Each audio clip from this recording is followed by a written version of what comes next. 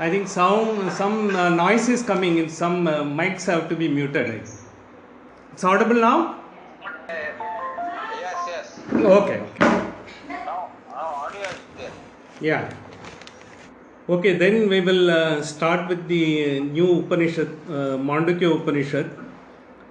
Before we go into the Upanishad, the reason for we took this particular Upanishad is it is a pure philosophy. In all other Upanishad, they are also pure philosophy, and this one is considered to be.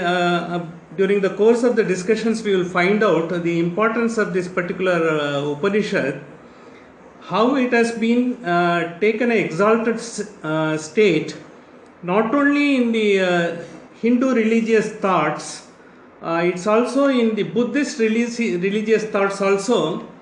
It has taken that particular proposition, and a lot of the Mandukya Upanishad terms have been used. Are you able to see me? Hello? It is audible? It's okay? It's okay now? Little more. Yeah. It's okay? Yeah, sure. So we will just start with the invocation, then we will get into the Upanishad. And this Upanishad, all of us will enjoy for a variety of reasons, as we ourselves will find. So with that introduction and giving you some sort of curiosity as to how it is going to interest us. After all the Upanishads, they always, are you able to see me the video? Yeah, we are able to see. Oh, because I am not able to see, suddenly the screen blanked off. No problem. I think if you are able to see me, it's okay. See, this Upanishad has got certain directional sort of philosophical connotations as well as denotation, irrespective of the denomination to which it has been taken. And lot of people have considered this Upanishad in variety of ways. Are you able to hear now? Yeah. Okay. Now I think perhaps it is better. Yeah, it is better. I think it. Okay. So we will see after this invocation how it takes us. Perhaps this curtain raiser, what we call it, for this Upanishad, this may not only be ending with this one talk. Perhaps it will have to go to the next talk also, because it has got so much of introduction to be given for this particular Upanishad, because of the philosophical import it has given to great acharyas as well as so many Western scholars also. So we will commence the proceedings for the day. Om Shri Gurubhyo Parama Gurubhyo Srimad Ananda Tirtha Bhavad Padacharyobhyo Namo Namaha Narayana Paripurna Gunarnavaya Visvodaya Sthititolaya Niyati Prataya Jnana Prataya Vibhuda Sura Saukya Dukkha Satkaranaya Vidadaya Namo Namaste Yo Vipralimba Viparitam Atiprabhudan Vadan Rasya Kritavan Bhuvidatvavadam Sarvesvaro Haririti Pratipatakam Tam Anandachitta Munivaryam Namami Pujjaya Raghavendraya Satyadharmarataya Cha Pajatam Kalpavrikshaya Namatam Kamadenave Sahana Vavatu Sahanau Bhunaktu Sahaviryam Karavavahaihi Tejasvinavaditamastu ma Vishvidavahaihi Om Shanti. This Upanishad is in Atharvana Veda. If you remember, we have covered Isavasya Upanishad from Shukla Yajur Veda, and we covered Kenopanishada from Samaveda, and we have come to Atharvana Veda. But when we have come to Atharva Veda also, if you see in most of the Samhitas, mantras, they are all from Rig Veda. The Samaveda and Atharva Veda, they consider the best portion of the Rig Veda mantras, they come and they have been taken in a different order, because they were expounding the philosophy in a different point of view, different perspective. But otherwise, most of them you can also find in Rig Veda. Whatever mantras that is coming in this particular Upanishad can also be found in Rig Veda. So for this Upanishad, in Atharva Veda, there is a particular Shantipata. So we will commence with the Shantipata. I have sent you the document yesterday. If you open the Shantipata, you will also find that. You can just follow that Shantipata, which has been given in Sanskrit as well as in English letters. Om Badram Karnebhi Shruniyama Devaha Badram Pasyemakshabir Jayatra Yajatraha Sthirairangai Stuštavang Shastunubihi Vyashema Devahitam Yadayuhu Swastina Indro Vridrashavaha Swastina Pusha Vishwavedaha Swastina Staksharyo Arishtanemihi Swastino Brihaspati Datatu. Om Shanti Shanti Shanti. This Shantipata, like any other Shantipata in any other Upanishad also, has got a great importance. What it does is, Om Badram Karnepi Shruniyama Devaha. Oh, the Shining One, the Ultimate Lord. See, here, in this particular Upanishad, as you have seen and perhaps I also briefly mentioned, it is going to be an exposition of the phenomenal and primordial Shabda Om. It is the Muladhara Shabda. When there was a Big Bang, when there was nothing, when the world was about to be created, the first sound which has come out, which has emanated from the supreme power, the superpower, the primordial power, is the Om. The Om is the primary Mula Mantra which takes everywhere, because it is being taken to the highest level, because it has given rise to everything else. This is the first sound it has come. If you go to terrestrial also, if you go to interstellar space, perhaps most of the the void, in the vacuum, what you will be hearing is something like Om only. This has been established in so many ways, scientifically and otherwise.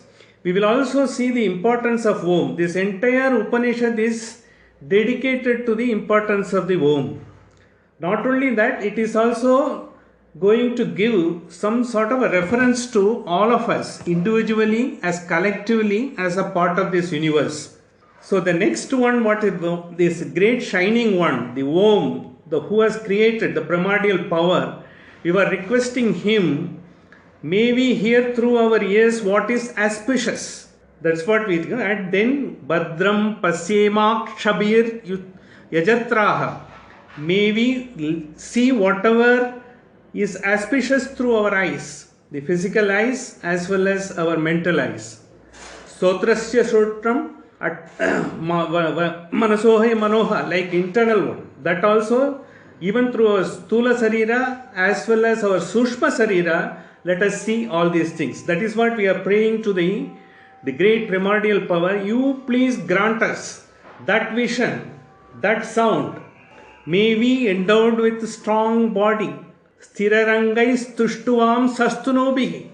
Let us have a strong body. Sthirarangais. It is, let it be robust. Let it be like a stone. It will like a pillar. Let it give enough energy, enough strength to withstand, and get everything auspicious that is coming through your praise. Complete the full span of our lifetime bestowed upon us by the divine beings. Vyasema Devahitam Yadayuhu. Yadayuhu is whatever has been assigned to us. The full span of life that has been granted to us. So let us complete the full span of life meaningfully by seeing whatever is auspicious, by hearing whatever is auspicious, and getting everything through this strong body and limbs. Then the next one is Swastina Indro Vridrashravaha. Swastina Indro Vridrashravaha is Indra is fully the enhanced fame, and he has done lot of tapas, he has done adhyatma knowledge, he has got fully He has gone through, as I have said in one of our lectures, he has undergone 101 years of tapas. He had to do Adhyayana 12 years. He has done the Adhyayana 8 times repeatedly on the advice of his Guru to refine his knowledge. He refined his knowledge 8 times over. And after that, Indra being Indra, he could not follow the life what he was following. He has to undergo 5 years of brahmacharya. So 8 years of 8 times of Adhyatma of 12 years, that is 96, plus 5 years of brahmacharya he has undergone. So he is the highest in terms of doing the upasana to seek the knowledge. So we are praying to him, Swastina Indro Vridrashravaha, Swastina Pusha Visvavedaha. Pusha is the Poshaka, who is giving the nourishment, not only the physical nourishment, the mental nourishment, the spiritual nourishment, it is the primordial power. So we are sort of requesting him, you give us that nourishment, you continue to nourish us, so that I am able to get this great knowledge, which otherwise would not have had any occasion to get. Now you have afforded me the grace. With your grace I have come here, so that I request your nourishment. Without your nourishment I will not be able to acquire this knowledge. Swastina Pusha Vishwavedaha, Swastina Trayaksho Arishtanemi. See, there is one mythical horse was there in Rigveda, which is a horse. It is called Arishtanemi. It used to be invoked before every yajna, especially before the Ashwamedha yajna and all. But here in this particular Upanishad, it refers to Garuda. The Traksha is also referred to the Garuda in the Mahabharata, and in Bhagavata Purana, it refers to Garuda's father, who is an offspring of Kashyapa. See, Kashyapa is the one who has given birth to the Devas and Asuras, Dainikas, as well as everyone else. And this Garuda's father is also offspring of Kashyapa Maharishi. So, but here in this particular Upanishad, we are referring only to Garuda. I will tell the reason why we are considering him to be Garuda. We are also praying to him, O Garuda, may you give your blessings and grace to us. We are able to get the knowledge of this Upanishad, because Pusha we talked about. Pusha is Poshaka. The Poshaka is supposed to be the Mahavishnu, Narayana, Hari. And the carrier of the Hari is Garuda. So we need both their best wishes and grace to know the knowledge in this Upanishad. And then we have come to Swastina Brihaspatir Swastina Brihaspatir Dadatu. Brihaspatir is the ultimate in knowledge, like Dakshinamurti. If you want to get the knowledge, if you want to get the Chitta and you got the Buddhi, everything to its perfect tune to the highest hilt, it is only Brihaspati who can give. So we are praying to them. We are praying everyone to give the best of skills in us and imbibe in us, so that we are able to listen to and acquire the knowledge of this Upanishad. So this is the main port of this entire Upanishad. This Upanishad is called Manduka Upanishad because it is Manduka was a rishi. Manduka in Sanskrit means is a frog. The Manduka is it's in the shape of a frog. The frog lives in water as well as in the land. It is, it is not, it can live in water also, it can live in land also. But Varuna had taken a shape of Manduka when the Kalpa was about to be over, when the Yuva was supposed to be over. Because Varuna is basically water. Even whether you call it sea, river, everything, he is the one who fills everything. So he has taken everything, entire aspects of the water he has taken, be it sea, everything together, and he has prayed to Narayana for the highest knowledge. That is why it is called Manduka Upanishad. The Manduka Upanishad is in the form of Rishi. He meditated upon Narayana and prayed to him to give him the best of knowledge, so that the Varuna can get this knowledge back to this universe. How Varuna is important? If you are doing Sandhya Vandana regularly, evening when you are doing the Upasthana, it is for Varuna Upasthana. Morning it is Surya, you are doing it. And afternoon also it is Surya towards the Rudra form of that you are doing it. Evening it is Varuna. Because as the day descends, it is Varuna who has to give, you have to light up the lamp of wisdom in you so that during the night you get into all auspicious thoughts. You are able to meditate.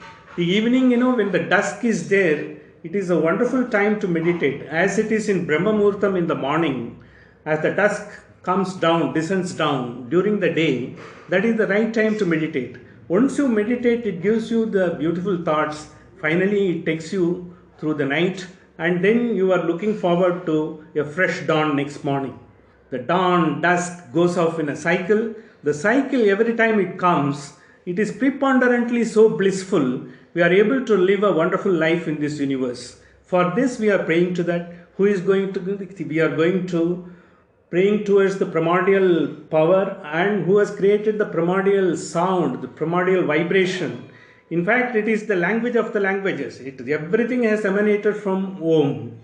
Om is the sound which is consisting of A, U, Ma, as well as Nata Brahma. All the four together is Om. And the Om had a Vyapti. When it had a Vyapti, Bhu, Bhuvaha, Shuvaha. That is how Gayatri has come. So Om Bhurbhuvassuvaha Tatsavitur Varenyam Pargodevasya Dhimahi Dhiyo Yona Prachotyat. When they say, it is from the primordial Om with its Vyapti of Bhu, Bhuvaha and Shuvaha, taking the three Vyaptis, each Vyapti having 8 letters. Narayana is supposed to be 8 letters. 8 makes 24 letters. That is the Gayatri.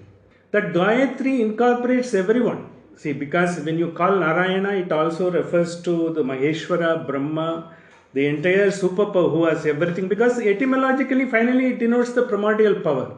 So everyone else also comes under that. So that is the exact meaning of this particular invocation. This takes us further into the Upanishad.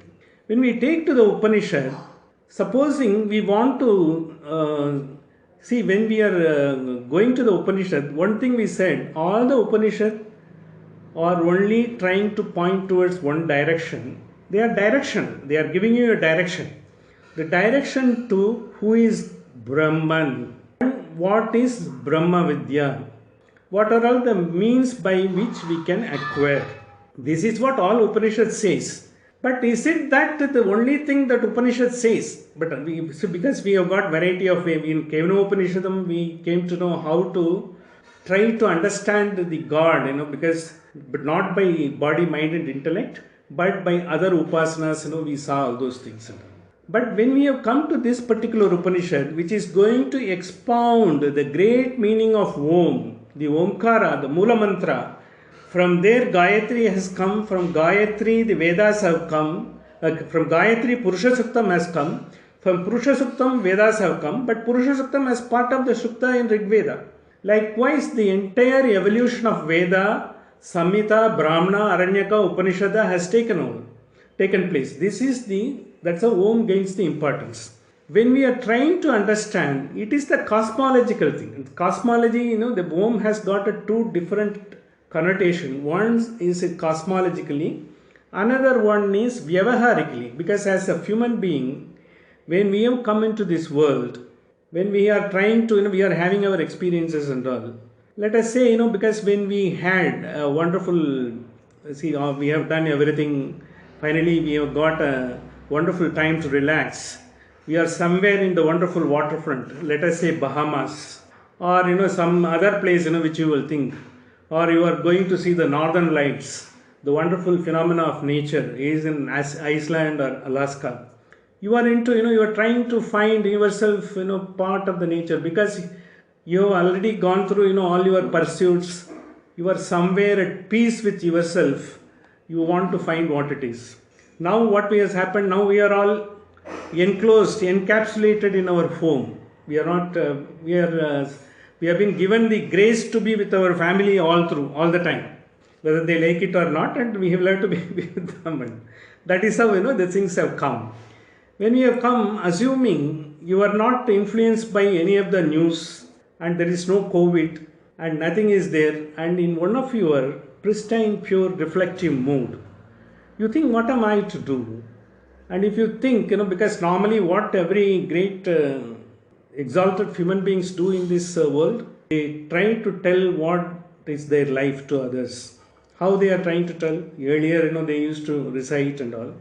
Now, at least last 3 centuries, they write a autobiography or someone writes a biography. And in that, they try to tell, what are all their great things they have done, what are all the difficulties they have undergone, what are all the sort of crossroads they have to cross, how they have taken the decision. And all the biographies are supposed to be giving a message. Likewise, even every one of us try to think, look, no, why can't I write a biography or autobiography? And all. Forget who would be interested. And if you are openly trying to declare that I am going to write a biography to your wife or son or daughter or to your this one, they will be wondering what this gentleman has to write. What has he done to write a biography? And that's what they will think. But I think we have our own share of experiences. We have our own share of messages which we know. Individually we know. Others may not be knowing. The very purpose of writing a biography or autobiography is so that this is also made known to others. They can also relate. Perhaps it may be helpful to someone or other. If it is helpful to someone or other, I think whatever little we could do, that's what we are thinking.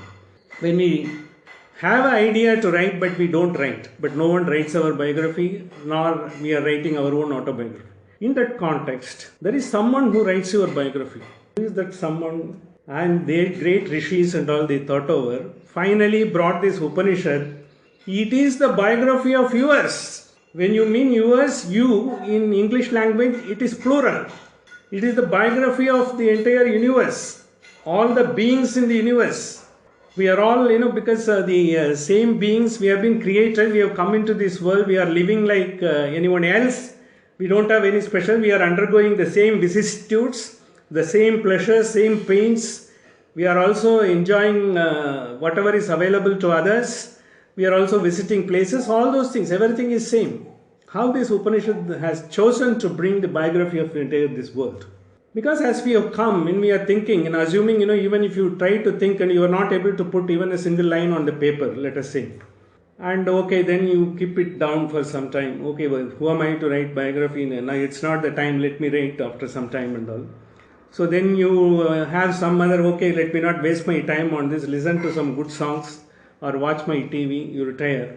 After some time you have a good food, excellent lunch prepared. You had it and then you go for a good nap. And then you have your tea, snacks, and again night comes, you do the same thing. Okay, then you go into the sleep. So what we basically doing is, we have these ideas because we are all awake. And once we are awake, once you had an idea to pursue, once you are not able to pursue that, and you retire because you withdraw from the world. You got nothing, you listen to some song and all, everything else gets bored, everything has got a limit. You come and then you slowly have a nap in the sense, because you may also go to sleep, and the sleep, whenever you hear Upanishad, the first thing they say, you are getting a sleep. And if you don't get a sleep, you are still able to listen. I think, it is God's grace that happens. And even the speaker may get sleep sometimes, because Upanishad is such a subject, absolute subject. You will have to explain so many things, which is still not have been discussed in great detail. When you are having a sleep which is not a full-fledged sleep, you will get some dreams, daydreams or night dreams. You get a dreams. And then afterwards again you get into the sleep. And once you get into the sleep night, you get into a deep sleep. When you get into the deep sleep, assuming you had a very pleasant sleep, next morning when you get up, you are so refreshed and you don't know what has happened. All of us most of us have declared, I had a wonderful sleep. I just don't know what has happened. That means that we had nothing, because we were totally out of this world. And we are totally out of the so-called dreams, daydreams or night dreams, whatever is coming. And we were together in a different world. What is that world? Finally, when you declare next morning, I had such a good sleep, I didn't know anything what has happened. That is, knowing that you don't know that what anything would have happened, that is also a knowledge. and you know there was an ignorance, you don't know what has happened, but then you had a good sleep. This Upanishad tries to take all of us into account, because all of us have a waking state, and when we are in waking state we do quite a bit of things on persons or thoughts or issues or actions or some other thing of pursuits, which is interest to us in our respective sort of interests. We do it, and then we during the course of the day you get into sleep, maybe in the night or the day, and night you get into the deep sleep, again you wake up. In all the four states, how you are interrelated to the cosmic power, the Om, the primordial power, that is what this Upanishad is trying to bring. We have got four states. You might have heard in a lot of Upanishadic lectures. Mostly, I think it is in Advaita, most of the Advaita exposition, they start with the four states: waking state, a dreaming state, deep sleep state, and the fourth state is called Turiya. What is Turiya? Turiya in Sanskrit means fourth. It is nothing but fourth. The fourth is the one, because it is sort of is totally out of it, is a transcendental that we will find, because that is the very purpose is to trying to achieve the fourth state. Whereas in cosmic also there are fourth state. Like all of us have waking state, and we are also having dreaming state and deep sleep state and Turiya state. So there is also cosmology is also there. The cosmology and the earthly experience are trying to be interrelated and explain how we can understand the potential meaning of the womb. This is the instrument it has been used. It is a sort of fascinating instrument. In no other scripture, in no other sort of religion, this type of approach has been taken place, so that you don't always get into a spiritual mode devoid of the worldly experience.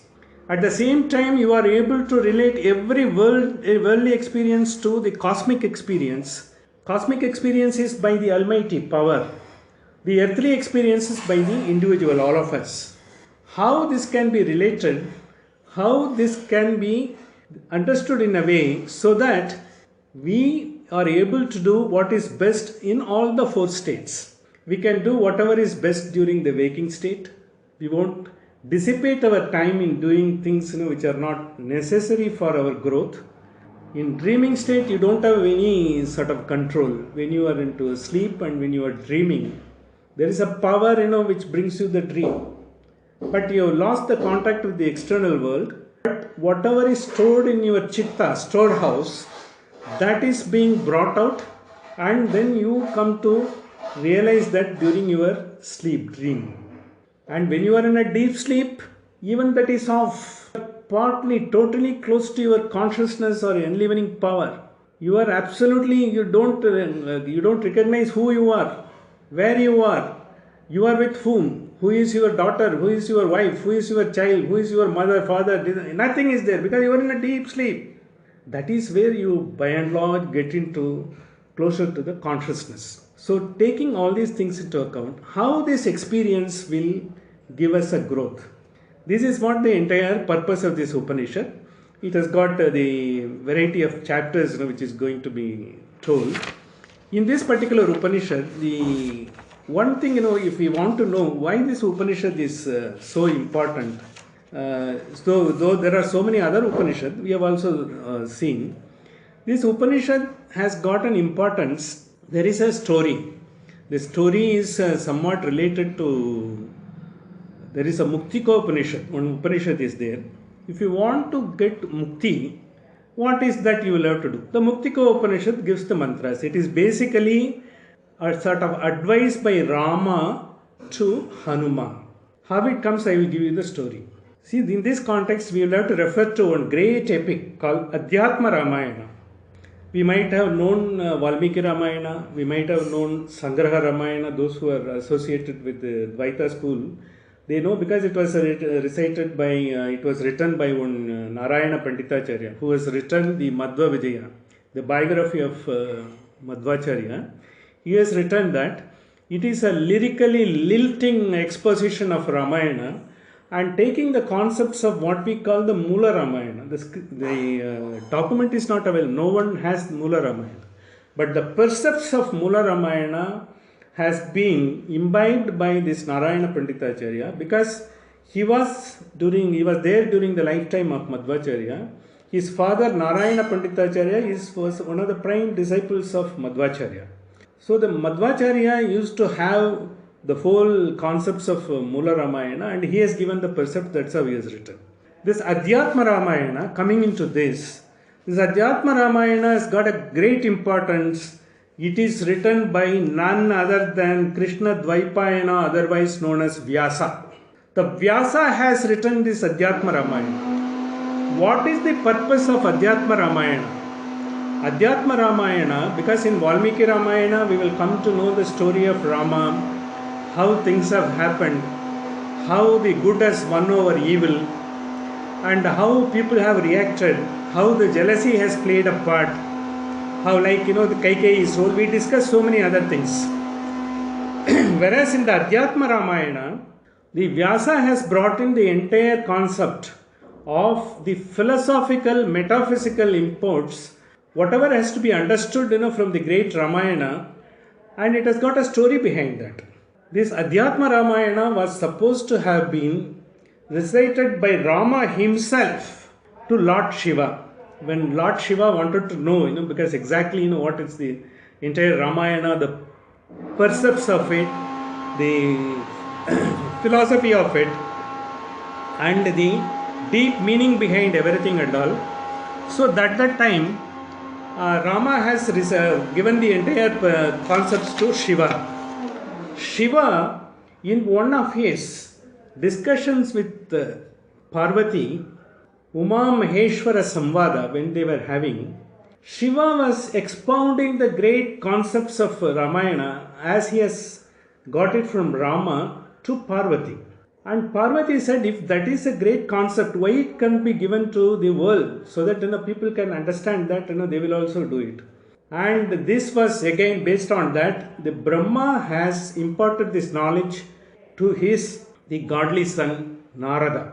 So he got it from Narada. This Adhyatma Ramayana has come during the lineage of Rama to Shiva, Shiva to Parvati, and Brahma to Narada, and it has come, and finally Vyasa has transcribed entire thing into Adhyatma Ramayana.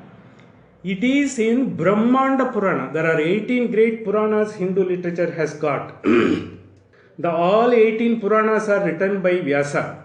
In the Brahmanda Purana in Uttarakanda, this Adhyatma Ramayana comes. In the Adhyatma Ramayana, the first chapter is, unlike other Ramayanas, where the first chapter is Balakanda, first chapter is called Mahatmya.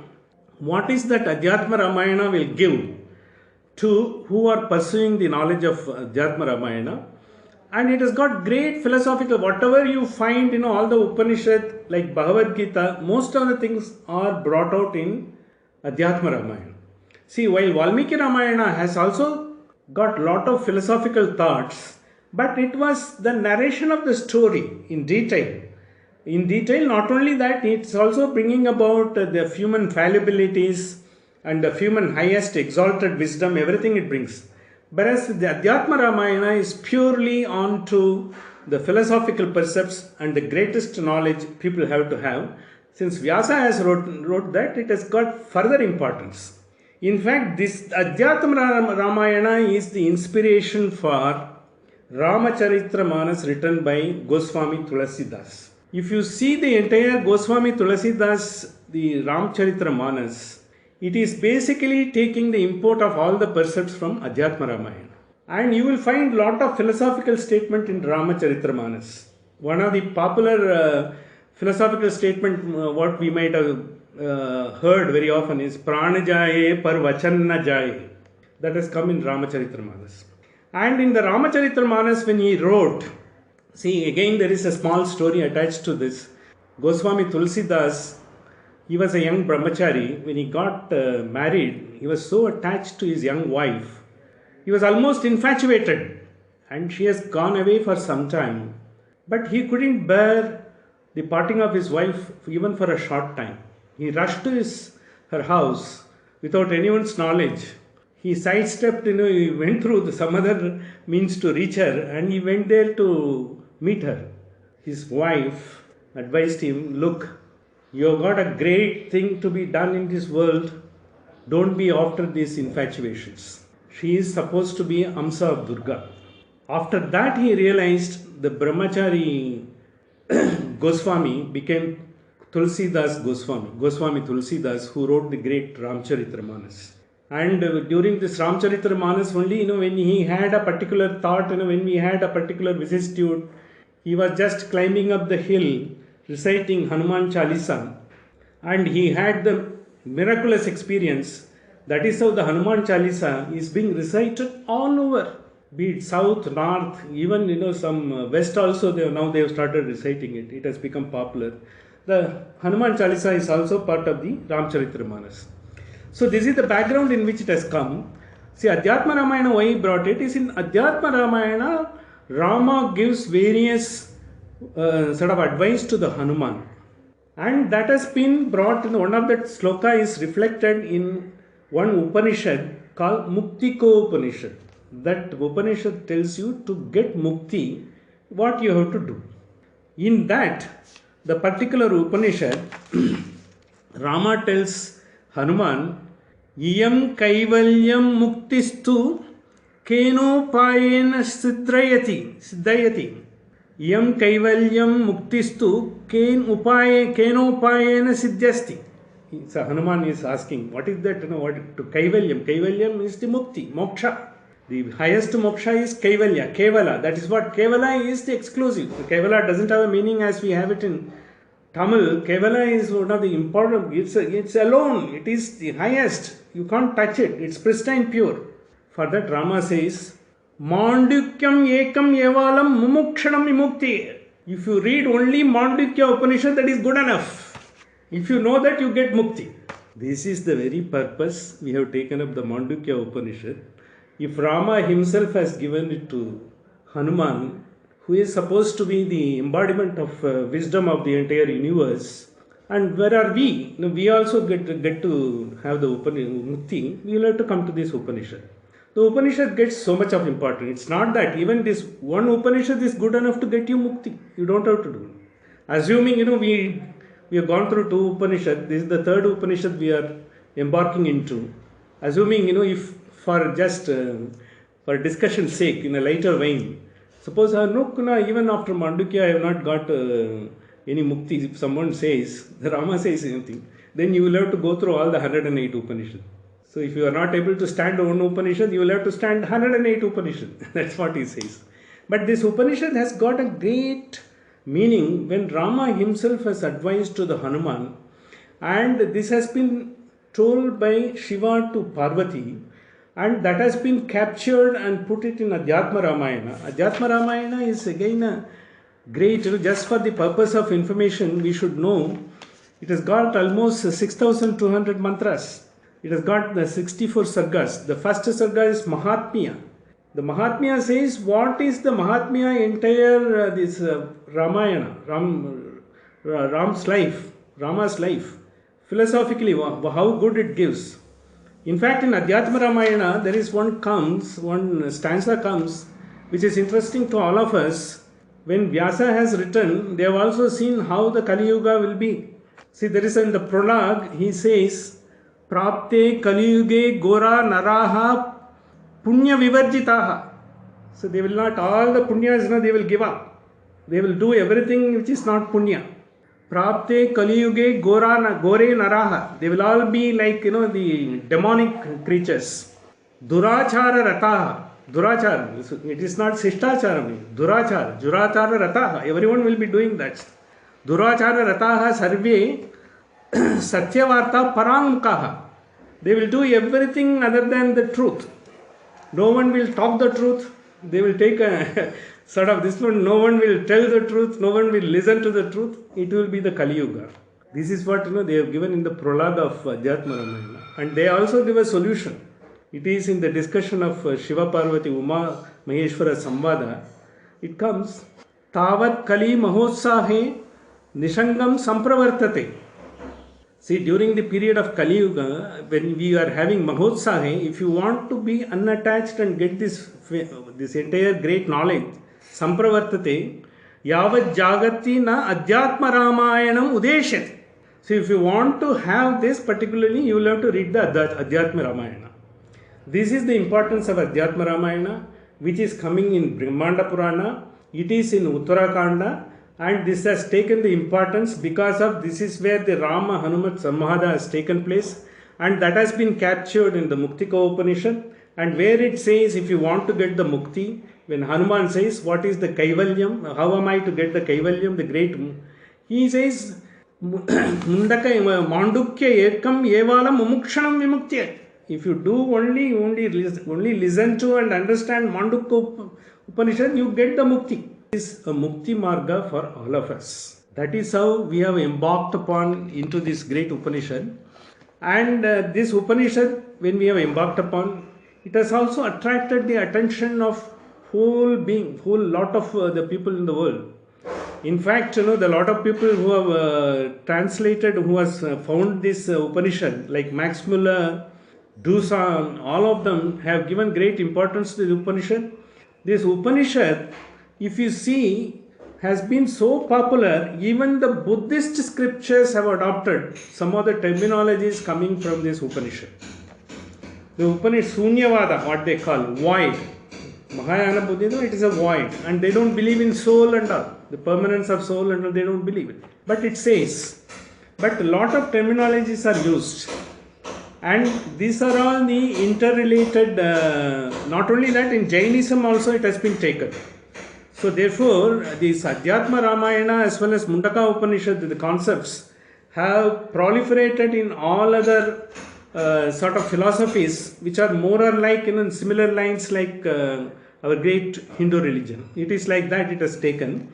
It has also attracted the greatest attention of one William Butler Yeats. He is a Nobel laureate. He has written 10 Upanishad, he has written an English translation. That is a very interesting story. Then one Puttaswamy was there. He is from Maharashtra. He knows only Maharashtrian and Sanskrit. He came in contact with W.B. Yeats. W.B. Yeats is a great poet. He is a Nobel laureate. In fact, we should be grateful to W.B. Yeats because he is the one, William Butler Yeats, who recommended Rabindranath Tagore for the Nobel Prize.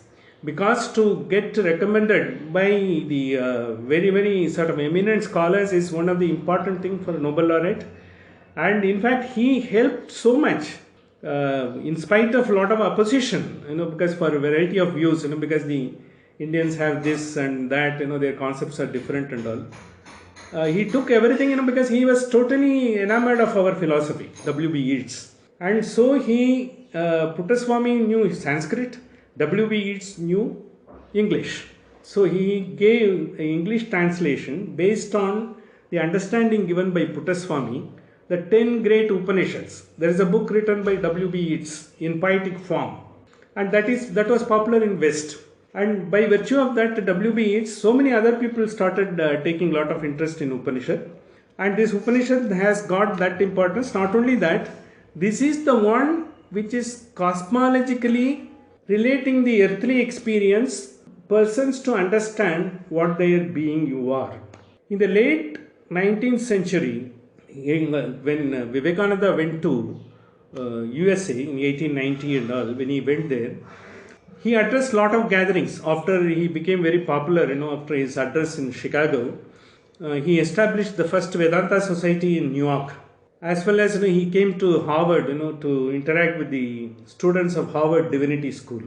Likewise, he went to all over the places. He established Vedanta institutes in so many places and all. In all these things, the first sentence he used to know is, if only you know your true self. That is, the very first question is whether we know our true self. Two things are there. Upanishad directionally takes you to knowing the Brahman, the Brahma Vidya, and knowing yourself. And relating your experiences, your thoughts, your feelings to that of the Brahman. You can't reach him. He is all powerful. He is omniscient, omnipresent. We are limited. We are limited knowledge. We have got the limited experience. We have got the limited faculties. So this enables you to take the things to the highest level. And this particular highest level, when you take it, you try to understand how this worldly experience, which normally get it during our waking state, because all of us know at least 8 hours a day, we are sleeping, if not more. If you take the afternoon nap into account, it can go past even 10 also. Assuming that on an average, if human being sleeps for 8 hours, your one third of lifetime is in sleep. And during one third of lifetime in sleep, how much is deep sleep, how much is dreaming state that we love to see? Assuming, even at an average, 50-50. And at least for that portion, that is 1/8 of your lifetime, you are in line with the cosmic power. When you are in deep sleep, you are nobody. You are not a father to your son, you are not a husband to your wife, you are not a son to your parents, because you totally forgot. No, because in deep sleep you don't recognize this, and that. You don't know. But when you get, you are refreshed, because you are not afflicted by anything. You are in laya, in union with the greatest consciousness. This entire, the great, the divinity in us is going to be brought out by this Upanishad. That is why Rama himself has to say, Mandikyam ekam yevalam mumukshanam imuktir. See, once Rama has said, who are we to say anything more about this Upanishad? So I am trying to stop at that, even though we couldn't complete the full session as we would have. We will continue and take it up next week. How our biography, how each one of our life story has taken by the rishis, and they are telling us, it is for us to know our own life story, our own biography, and how we are going to live. Someone has written, and they have taken the great pains to sort of write about us. We will try to understand that. From here we will take off into a glorious Mandukya Upanishad next session. With this I will try to conclude for the day. If you have anything, any comments or suggestions, I will take it and we will proceed to the next session. You have study material you have given. Yes, the introduction is very interesting. I think as Yeah, fantastic. Because see, especially Swami Krishnananda, who has written, he is one of the greatest evolved soul. He is a Shivananda Ashram. And I think I will tell about him and the Shivananda Ashram next week, because there are occasions we will have to tell about in the context of this Upanishad. He is a great being. He has written on about, and he doesn't differentiate between Dvaita, Advaita, Vedanta and all he given. And this Upanishad also, the great Acharyas have written. Not only our three Acharyas, the other great Acharyas, even Shankara's Guru has written a Karika. We will see everything into the great journey, and it is bewildering to see how greatest wisdom was available so long we are not able to get into this. In this context, I will just narrate one small the occasion which is going to be there in Madurai. Here also, the Chitra festival is going on now. Yesterday was the Pattabhishekam which has happened. Perhaps tomorrow is the Thirukalyanam of Meenakshi. On the Purnima day, Paurnami day, the Vishnu, the Alahar, he will be coming into the river. After he coming into, the next day, he comes to a place called Vandiyur. We have got a place called Vandiyur. There is one Tenur, there is a lot of Mandapapadi we call. There is a place where he stays and relaxes every few minutes after his journey, few hours after his journey. There he gives moksha to one Mandukya Maharishi. This Mandukya Maharishi is supposed to have been a rishi who was doing penance in the Nupura Ganga. Nupura Ganga is a small falls in the hills of Alagar Kovil, Padamudir Cholai, if you know that, because it is also a sacred place for Lord Skanda. There he was doing, and the sage Durvasa was passing through. He could not notice him. Sage Durvasa thought, he has ignored him and gave him a curse. You become a Manduka. He became a Manduka Maharishi. And then it was in the hills of Alagar Kovil, where the Nupura Ganga is there. He said when he had to come to the river Vaigai, where the frogs will have to be there. And that was the sacred place. It was created by the divine power. This river was created, during the Tirkalyanam when Gundodara didn't have enough water to drink. No one could satisfy his thirst. And the god asked him to put his hand, Vaigai, and that's why it is called Vaigai. And the river is supposed to have come. That is the mythological story. So finally he had to come, and he was in the banks of the Vaigai. And when the Chitra festival, when Alagar came on his horse, and he came and he when he saw him and when he saw the Mandukya Maharishi, he got his redemption. And Durvasa has given, when Alagar comes, Vishnu comes, he will give you the redemption. That's what he said. After he gave the redemption, this Rishi, he expressed a desire, I want to see all your Dasavatara. So then immediately after that, there is one Ramarayar Matapapudi. It is a place of relaxation. After he comes in a Garuda Vahana, gives redemption to Mandukya Maharishi, and then he goes to the Ramarayana, he gives Dashavatara. This Alagar takes all the Dashawataras. It is being, he goes and everyone goes around Pratakshana, that Dashavatara. And this Rishi also gets he gets the redemption. This is the story. This Mandukya, this we all know in Madurai, being, there is a Mandukya Rishi, he got it, but the context is different. Here the Mandukya Rishi he took the form of frog, when the Yuga Kalpa was ending, and then he prayed for Narayana, so before new Yuga comes. That is how it comes. So Madurai has got an association with Mandukya Maharishi and his redemption, and there is a story which is going to be there on 28th of this month. The redemption of Mandukya Maharishi will be enacted in a place called Vandiyur. It is basically Mandukya. Mandukanur was the original name. By Tamil, over a period of time, it is called Vandiyur. That is the place it will be taking place. Perhaps Amarnath will be knowing he is from Madurai. This is every year this happens. This has got a Mandukya Upanishad has got a connection to Madurai also that I want to bring about. Anyway, I hope the document will be useful, and maybe it has got a lot of explanatory. If you have a time to read that, it will also give you further elaboration into that. And this is a wonderful document. Krishnananda is one of the great enlightened soul. His exposition on Upanishads are sought after. Luckily, we got that. I think it is with us. Let's take the benefit of it. I think with this, if any comments or questions are there, otherwise if it is not there, we can go to the conclusion. Yeah. Correct. Yeah. See, that is a past, See, now, if you know Upanishad, Isavashyam idagum sarvam yatkincha jagatyam jagat tena taktena bunjitam ma kridak tasyas viddanam. It's all his.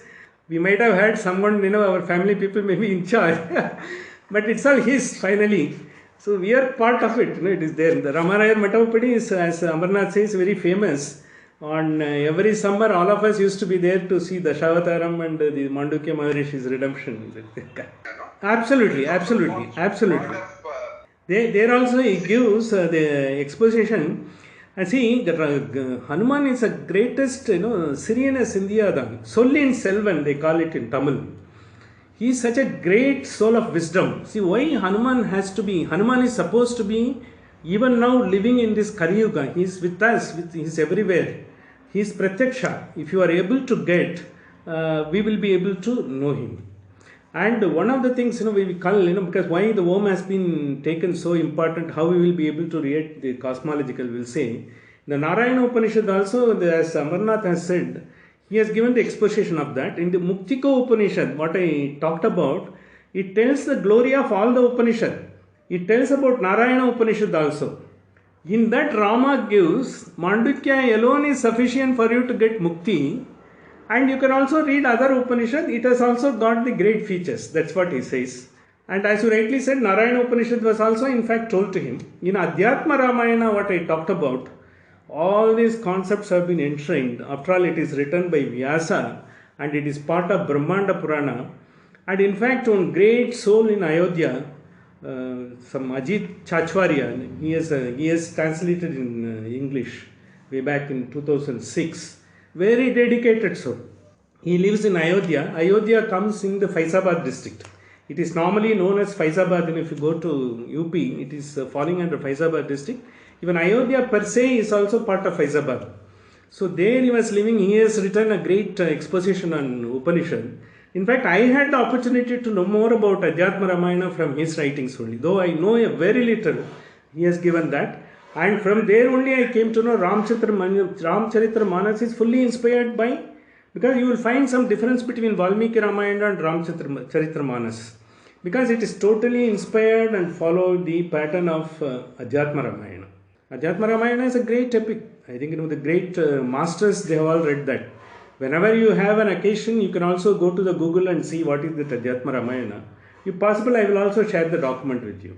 Thank you, Amarnath, for reminding me that this Mandapapadis and all, because it's still, of course, now because of the COVID, they are not, we are all off from that, because I think it's still a great thing here to be. We are still they are going through the entire process. They are not missing anything. On 28th, there is a sort of redemption for Mandukya Maharishi. He is getting to get Mukta. Kallalagar is going to come here. Thank you, wonderful. I think with this we have started a good beginning, and it is going to be wonderful because it's going to be talking about you. At least you should be interested in knowing about you. Forget about Brahman. So with this, you go into the full flame. I think stiffen your sinews and roll up your sleeves to know about yourself from the next class. Thank you. Welcome. Okay. We will close the session. Sahana Vavatu, Sahanau Bunaktu, Sahaviryam Karavavahaihi, Tejasvina Vaditamastuma Vishvidavahaihi. Om Shanti. Thank you. Thank you. Hope Mandukya. Yeah. All the best. Oh, sure. Thank you. Yeah. Now Ramchandran sir is going. Yeah. Madurai is his domain, He is the Raja of Madurai now. Yeah, okay, because. Okay, welcome. Wonderful. Thank you. All the best. Take care. Wonderful.